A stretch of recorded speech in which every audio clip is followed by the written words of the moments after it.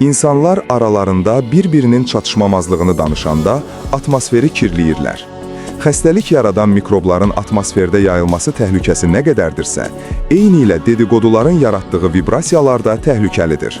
Bədənə ciddi zərər yetirən mikroblar kimi bu mənfi enerji də mühitində olan ruhları xəstələndirir.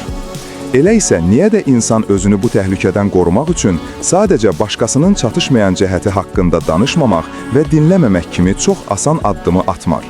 Niyə insanlar özlərini bu mikroblardan qorumaq üçün cəhd etmirlər, ruhun xəstələnməyinə bu qədər səhlənkar yanaşırlar? Axı xəstə ruh vücudun xəstələnməsinə səbəb olur. Orqanizmdə başlayan hər bir bioloji patologiyanın başlanğıcı ruhda yaranan mənfi enerjinin təsiri ilə başlayır. Baxmayaraq ki, xəstəliklərdən bu qədər qorxuruq, amma özümüzdən asılı olan davranışları, əməlləri yerinə yetirmirik. Bu da insanın özünə qarşı cahil olmasının əlamətidir.